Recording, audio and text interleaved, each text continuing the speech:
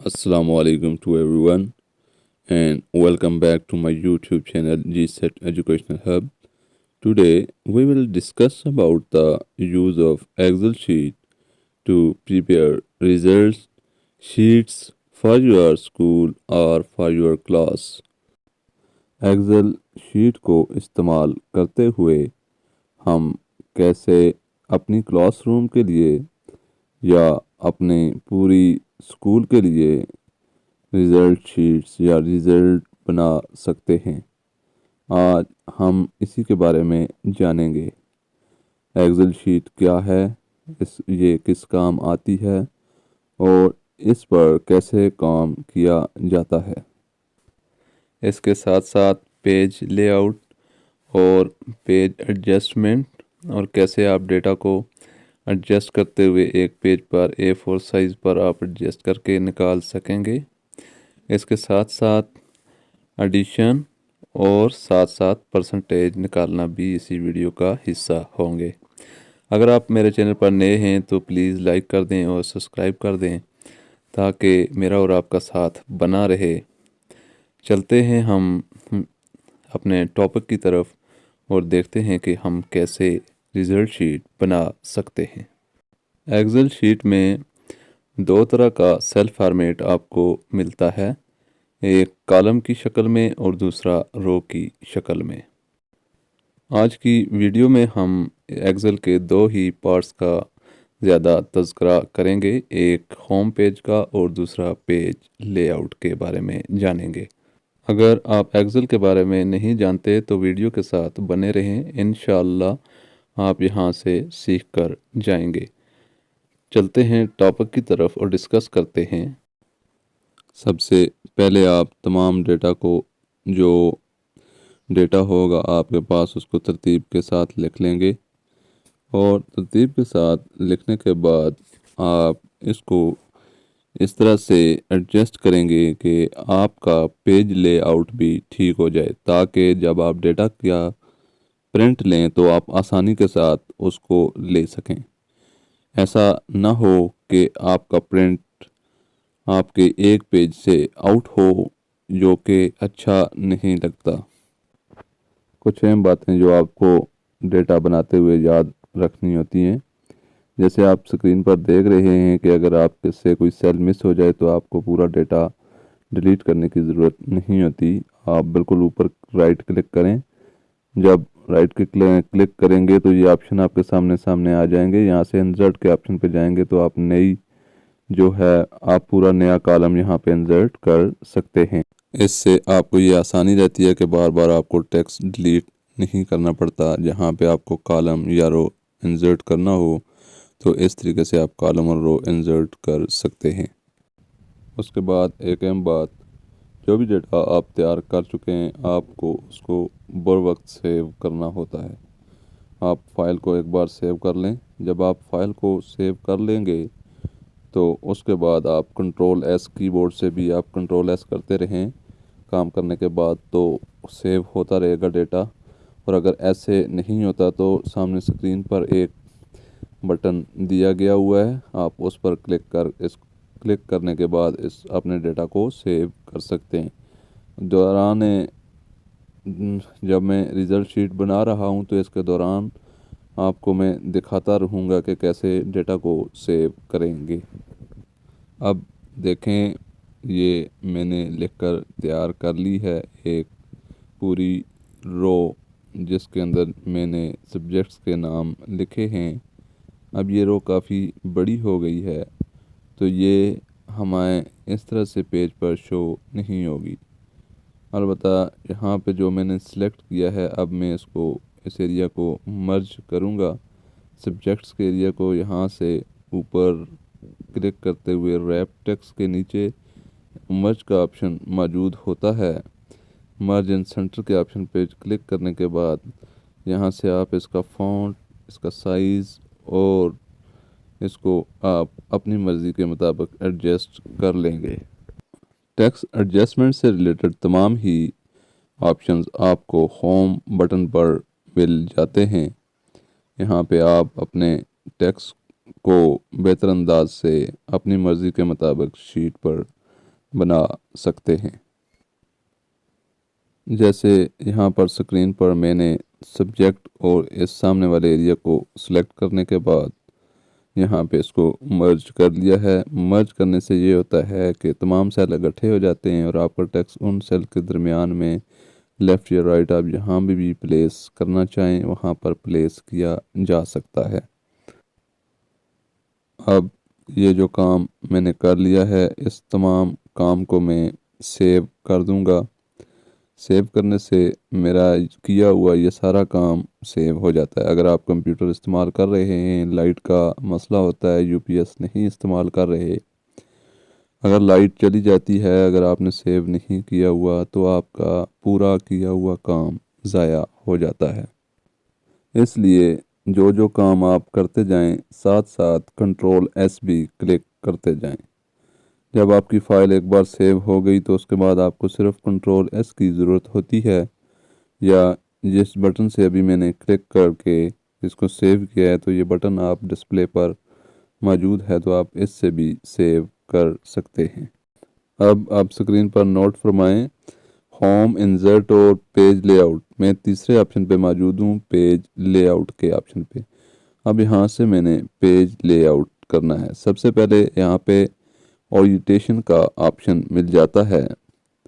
यहाँ पर आप ओरिएंटेशन पर क्लिक करने के बाद आप पेज को लैंडस्केप और पोर्ट्रेट दोनों इशू में आप एडजस्ट कर सकते हैं। उसके साथ ही आपको मार्जिन का ऑप्शन मिलता है। जब आप मार्जिन पे क्लिक करते हैं तो आप कस्टम मार्जिन पे जाकर क्लिक करें तो इस तरह का इंटरफेस आपको मिलता है। Left, right, header and footer, उसके बाद टॉप एंड बॉटम का ऑप्शन यहाँ पे मौजूद होता है। यहाँ से आप अपनी मर्ज़ी के मुताबिक वीडियोस को ऊपर और नीचे मूव करके एडजस्ट कर सकते हैं, जो कि पेज पर मौजूद स्पेस को कवर करने के लिए आप इस्तेमाल करते हैं। अब मैं इस तमाम टेक्स्ट को पेज पर एडजस्ट करने की कोशिश करूँगा ताकि दिखने में ये पेज अच्छा लगे और एक ही A4 साइज़ पेज पर ये तमाम डेटा मैं हासिल कर सकूं। अब जो जो ज़रूरी सेल्स एंड कॉलम्स हैं हम यहाँ पर इनको इक्विवेलेंसी दिखाने के लिए मर्ज कर लेंगे और इनकी जस्टिफिकेशन भी कर देंगे ताकि टेक्स्ट देखने में खूबसूरत लगे। उसके बाद आप यहाँ से ऊपर टॉप पे जो रो आपके पास दी हुई है यहाँ से आप क्लिक करते जाएं। जितना टेक्स्ट आपका आपके कॉलम के अंदर मौजूद है, एक सेल के अंदर मौजूद है, तो ये उतना उतना इसको क्लोज़ करता जाएगा। आप इसको क्लिक करते जाएं और ये खुद ही क्लोज़ होता जाएगा। बस आपने एक चीज़ का ख्याल रखना है कि टॉप पे जाने के बाद आपने जब कर्सर छोटी हो जाए तो उस पर राइट क्लिक कर देना है माउस पे, तो ये खुद ही ऑटोमेटिक अपनी जगह पे एडजस्ट हो जाएगा। हमने इस तमाम डेटा को पेज पर एडजस्ट करना है कि A4 साइज़ पेज पर ये आ जाए। आप बगौर देखें कि पेज साइज़ जब मैंने सेलेक्ट किया है तो इस पे तो ये आपकी लाइन के अंदर ही आ रहा है, लेकिन यहाँ पे एक मसला है कि यहाँ पे जो आपके पास सेल हैं वो बहुत छोटे हैं। मिसाल के तौर पर आप नाम लिखने की जगह पे पूरा नाम नहीं डाल सकेंगे। इसी तरह मतलब सेल्स के अंदर हैशेस का निशान आ रहा है, ये शो कर रहा है कि आपका सेल आपके बहुत ज़्यादा छोटे हैं। अब मैंने थोड़ा सा इसको बड़ा किया है तो आप देखें कि लाइन से ये आउट हो गया है, जो आपका पेज लाइन है वहाँ से ये आउट हो रहा है। टॉप से आपने व्यू में जाना है और उसके बाद पेज टिक्स पर क्लिक करना है तो इस तरह का इंटरफेस आपके सामने शो होगा। ये आपको डॉटेड लाइन जो नज़र आ रही है ये बता रही है हमें कि यहाँ से आगे ये पेज आपके प्रिंट एरिया में नहीं आएगा। आपने इसको कैसे एडजस्ट करना है तो पेज प्रीव्यू से आप पेज लेआउट पे क्लिक करेंगे तो हर एक पेज आपको अलग अलग नज़र आना शुरू हो जाएगा और आप मोस्टली आपने पेज को इसी तरह से एडजस्ट किया करें। जब आप काम कर रहे हैं तो आप पूरी फाइल को आसानी के साथ देख सकते हैं कि कोई फाइल मेरी जिस पे मैं काम कर रहा हूँ वो प्रिंट एरिया से आउट तो नहीं जा रही। मुझे कॉलम में हॉरिजॉन्टली ज़्यादा स्पेस चाहिए, तो मैं जो अजाफी मैंने यहाँ पे मार्क्स की जगह पे 100 डाला हुआ है, तो इन सेल्स को मैं यहाँ से डिलीट कर दूंगा। पेज लेआउट में जाने के बाद आपने लैंडस्केप कर लेना है। और दूसरी बात जो मैं आपको यहाँ पे समझाना चाहता था कि कुछ इजाफी सेल्स को मैं यहाँ पे डिलीट कर रहा हूँ। आप देख रहे हैं कि कैसे मैं डिलीट कर रहा हूँ। टॉप कॉलम पे मैं क्लिक करता हूँ और वहाँ पे राइट क्लिक करता हूँ। जब राइट क्लिक करता हूँ तो वहाँ पे मेरे पास मुझे मिल जाता है ऑप्शन डिलीट का, और वहाँ से मैं इसको डिलीट कर देता हूँ। डिलीट करने से देखें कि पेज पे मेरे पास काफ़ी सारी स्पेस जो है वो क्रिएट हो गई है। ये मैंने जो इजाफी सेल डाले हुए थे 100 लिख कर, ये आपको मैंने यही चीज़ समझाने के लिए डाले हुए थे कि अगर आप कोई चीज़ डिलीट करना चाहें तो वक्त पे या ज़रूरत के मुताबिक आप उसको डिलीट कर सकते हैं। और इसी तरह से इंसर्ट करने का भी मैंने आपको बता दिया है कि आप कोई नया सेल इंसर्ट करना चाहते हैं तो यहाँ पे इंसर्ट कर सकते हैं। वो जो सेल मैंने डिलीट किए हैं, अब मैं इसको एक पूरी रो की शक्ल में लिखूँगा, ताकि उसको लिखने का ये फ़ायदा होगा कि जब मैं रिज़ल्ट बनाऊंगा तो मुझे उसमें आसानी रहेगी। यानी कि जो फार्मूलाज मैं लगाऊंगा रिज़ल्ट बनाने के लिए, उसमें उनका होना ज़रूरी होता है। इस तरह से आप शीट को एक पेज पर A4 साइज़ के पेज लैंडस्केप पर अच्छी तरह से एडजस्ट कर लेंगे।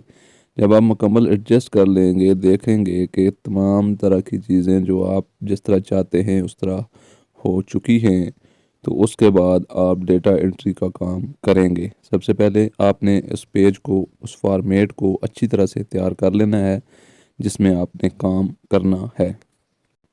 अगर आप ये चाहते हैं कि आपके जो नीचे सेल्स या कॉलम बन रहे हैं उनका साइज़ एक जैसा हो, तो आप ऊपर से जाके कॉलम्स को सिलेक्ट करेंगे। जिन कॉलम को सिलेक्ट करके आप एडजस्ट करेंगे वो उनका तमाम का साइज़ एक जैसा होगा। जैसे ये 3 से 4 सेल मैंने सिलेक्ट कर लिए हैं कॉलम, और इनमें साइज़ को कम या ज़्यादा किया है, तो सब का साइज़ एक साथ एक ही तरह से कम या ज़्यादा होगा।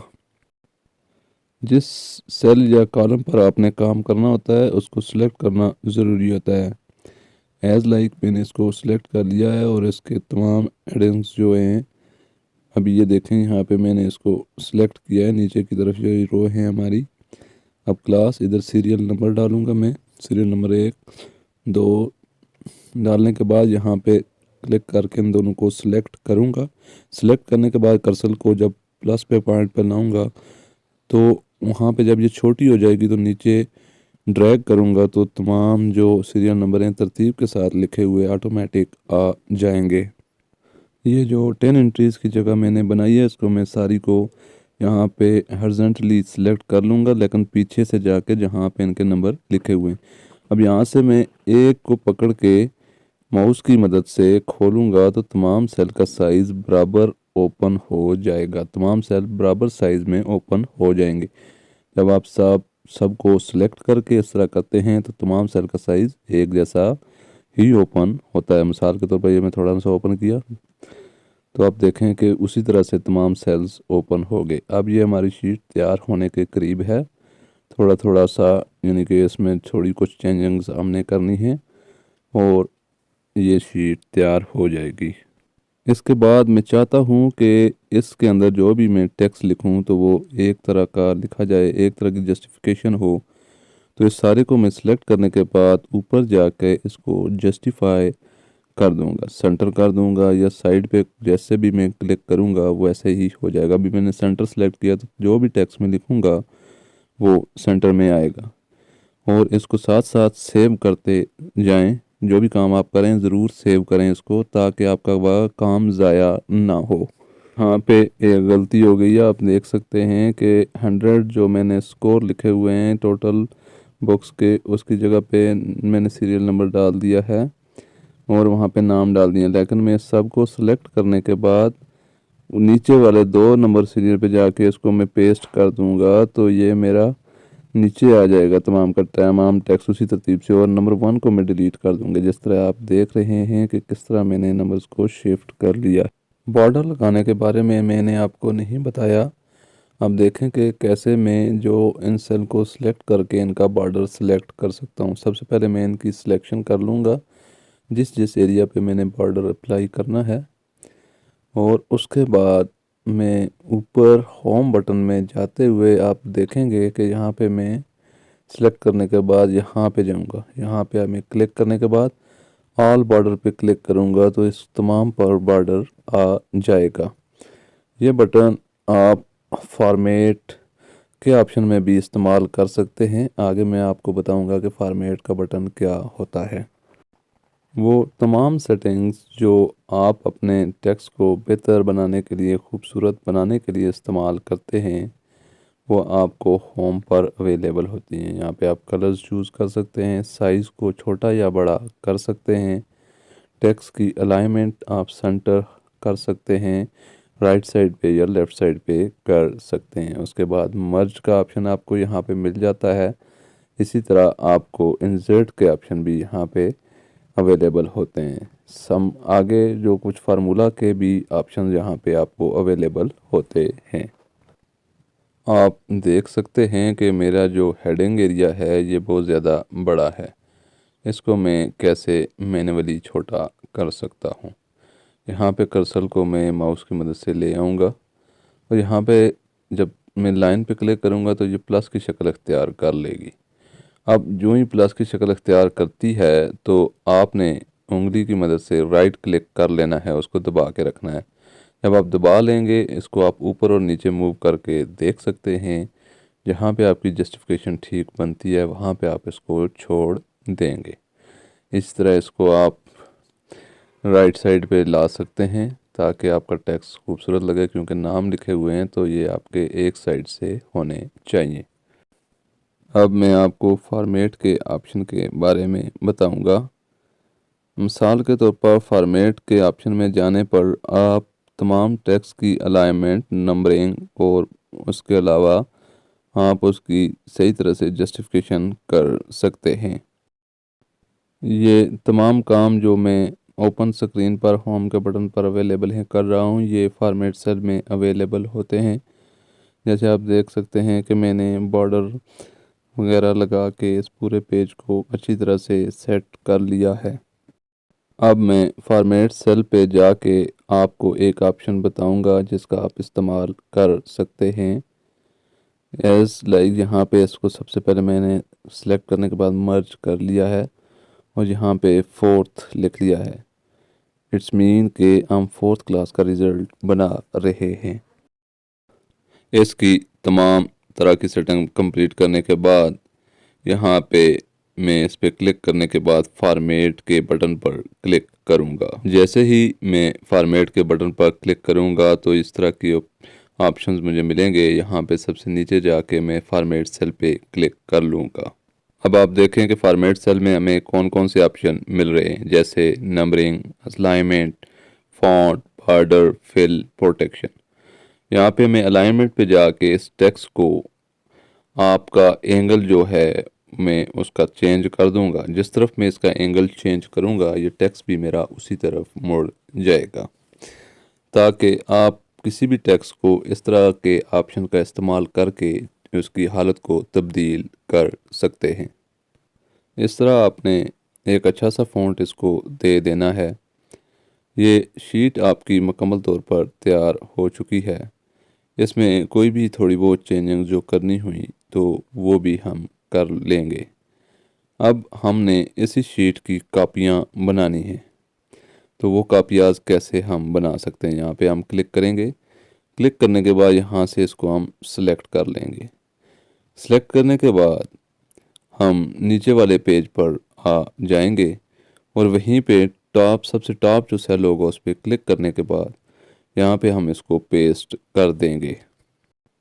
कॉपी करने के लिए आपको Ctrl+C का बटन प्रेस करना होता है कीबोर्ड पर, और माउस की मदद से भी आप राइट क्लिक करके कॉपी कर सकते हैं और पेस्ट करने के लिए आपको कंट्रोल वी का बटन प्रेस करना होता है कीबोर्ड पर, और यही काम आप माउस की मदद से भी कर सकते हैं। इस तरह जितनी क्लासेस के लिए आपको रिजल्ट शीट्स चाहिए होंगी, आप उनकी उतनी कापियां बना सकते हैं।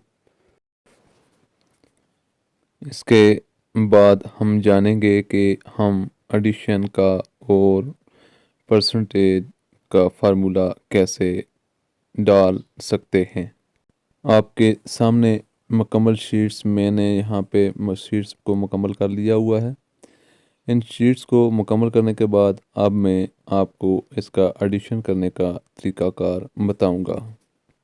सबसे पहले आपने वो सेल सेलेक्ट कर लेना है जिसके अंदर आंसर निकालना होगा, और उसके बाद आपने इक्वल टू का निशान कीबोर्ड की मदद से पुट कर देना है। उसके बाद पहले सेल को आप सिलेक्ट करेंगे, फिर प्लस का निशान डालेंगे, दूसरे सेल को सिलेक्ट करेंगे, फिर प्लस का निशान, और तीसरे सेल को सिलेक्ट करने पर फिर प्लस का निशान, और चौथे सेल को सिलेक्ट करने पर फिर प्लस का निशान।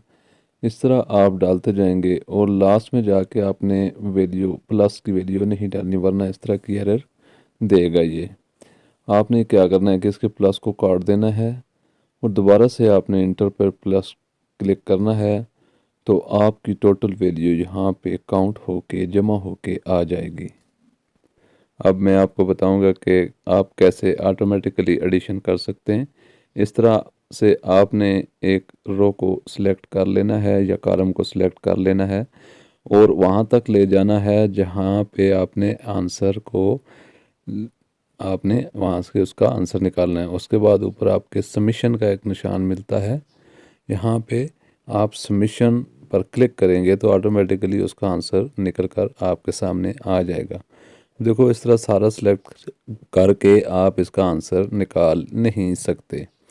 इसके लिए भी आप सभी का आंसर निकालना चाहते हैं तो सिंगल आंसर पर क्लिक करने पर जब कर्सर आपकी छोटी हो जाएगी तो आप इस तरह इसको नीचे ले आएँ, तो तमाम जो भी आपकी रोज़ होंगी उनका रिज़ल्ट, उनका एडिशन आपके सामने आ जाएगा। अब हमने परसेंटेज निकालनी है तो इसका भी आसान सा फार्मूला है। जहाँ पे आपने परसेंटेज निकालनी है वहाँ पे आपने इक्वल टू का निशान करना है। इक्वल टू का निशान करने के बाद आपने जो ऑब्टेनिंग मार्क्स हैं उनको डिवाइड कर देना है टोटल मार्क्स पे और मल्टीप्लाई कर देना है 100 के साथ, तो आपके पास इसकी परसेंटेज आ जाएगी। ज़ीरो ये इसलिए शो कर रहा है क्योंकि 100 के साथ मैंने परसेंटेज का साइन लगाया हुआ था। इसको जो ही हटाऊंगा मैं तो ये आपका जो है ना ओरिजिनल परसेंटेज दे देगा। अब इसी की वही सेम तरीका आपने यहाँ से इसको कर्सर को पकड़ लेना है। जब ये छोटी हो जाए तो इसको नीचे तक ले आना है, तो ये आपके तमाम जो परसेंटेज होगी, आपकी तमाम रोज़ की परसेंटेज आपको ये दे देगी। आज की वीडियो बस यहीं तक। चलें वीडियो ख़त्म करते हैं। अगर आप मेरे चैनल पर नए हैं और अभी तक आपने मेरा चैनल सब्सक्राइब नहीं किया तो प्लीज़ लाइक कर दें और सब्सक्राइब कर दें, ताकि आपकी और हमारी मुलाकात होती रहे। ख़ुद अपना और अपने से जुड़े लोगों का ख्याल रखें और मुझे दुआओं में याद रखें।